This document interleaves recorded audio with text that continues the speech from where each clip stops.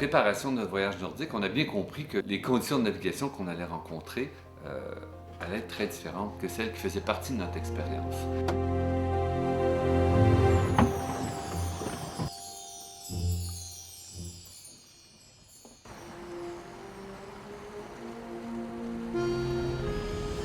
Premièrement, on savait très bien que même l'été, au nord du 60e parallèle, il ne fait pas très chaud. On va avoir du froid, on va avoir à faire face au froid.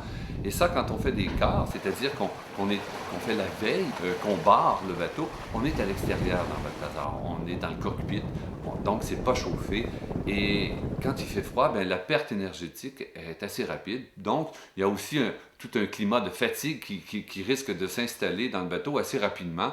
Et on va donc décider, Claire et moi, pour cette raison-là, pour une navigation qui n'est pas facile aussi dans le nord, de s'adjoindre des équipiers.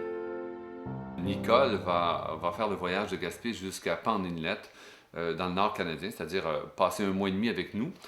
Notre ami, le jeune Yann, va, lui, quant à lui, faire tout le voyage avec nous. À Pan Inlet, où Nicole va débarquer, il y a le frère de Claire, François, qui va embarquer pour prendre la relève. On va donc être 4 à bord pour tout le voyage, pour affronter, en fait, les rigueurs du Nord. C'est sûr que je savais que je m'embarquais dans une aventure qui serait pas facile, mais je savais pas que ce serait si difficile. Comme par exemple le fait d'être inconfortable, d'avoir froid, premièrement de manquer de sommeil. Ça fait que j'étais fatiguée. Donc, je me rappelle quand je suis arrivée à Pan Inlet et qu'on a changé d'équipier, Nicole est partie, François est arrivé. Et François m'a trouvée dans un état lamentable. J'étais vraiment au bout du rouleau. Là. J'étais épuisée mentalement, moralement. Physiquement, etc. J'étais très émotive parce qu'en fait, il faut penser que c'est exigeant. C'est des navigations qui sont exigeantes. Même si on a eu beaucoup d'aide, le fait de vivre à 4 fait que moi je n'étais pas à l'aise tout le temps de montrer comment je pouvais être pas à mon meilleur. Mais j'ai quand même fait ce qu'il fallait faire. Je suis très fière de ce que j'ai fait. C'est sûr que le rôle de skipper ou de capitaine à bord lors d'une expédition comme celle-là, j'en avais pas vraiment l'expérience. Puis, je me suis rendu compte rapidement que les responsabilités étaient grandes. La responsabilité des escales, de la navigation, des quarts, de l'équipage. C'est sûr qu'on délègue dans un voyage comme ça. Claire avait ses responsabilités aussi au niveau de l'avitaillement du bateau, au niveau d'écriture, etc. On est parti avec ce goût-là de vouloir le partager, donc de faire un film.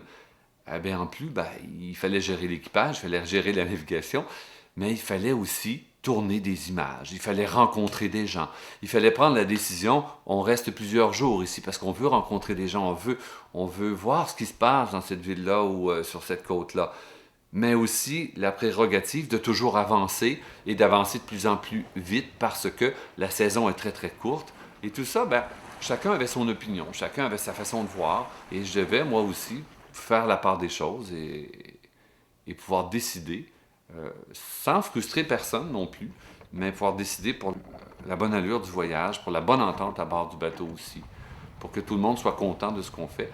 Mais ça n'a pas toujours été le cas, bien entendu.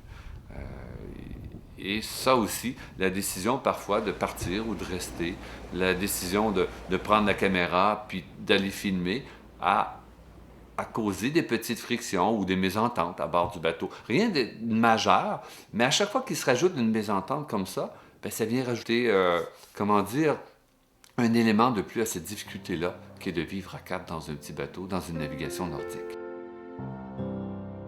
Moi, à bord, j'étais un petit peu la pièce rapportée, pas dans le sens négatif du terme, mais dans le sens que je connaissais aucun des autres membres d'équipage avant. On s'était juste rencontrés avec Guy et Claire lors d'un déjeuner, puis ils avaient, avec beaucoup de confiance, décidé de m'embarquer pour cette aventure pour plusieurs mois. Donc, encore une fois, en me faisant vraiment confiance non seulement sur mes talents de voile, mais surtout sur le fait qu'on puisse vivre ensemble à bord.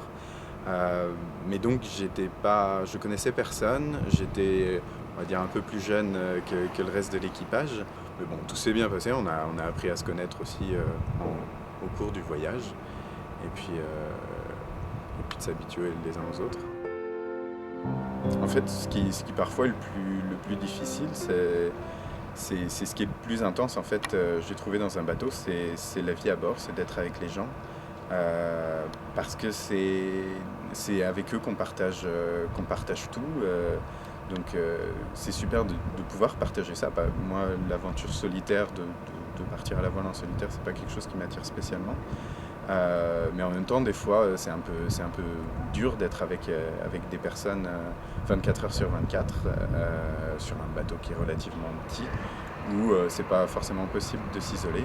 Mais puis c'est ça qui est le plus imprévisible, c'est ça qui est le plus fluctuant par rapport au paysage, aux conditions de météo auxquelles on peut s'habituer. C'est ça qui change toujours en fait à bord d'un bateau. Et c'est ce qui fait aussi que c'est intéressant de confronter les points de vue, d'échanger sur ce qu'on voit, en étant d'accord ou pas. Et puis,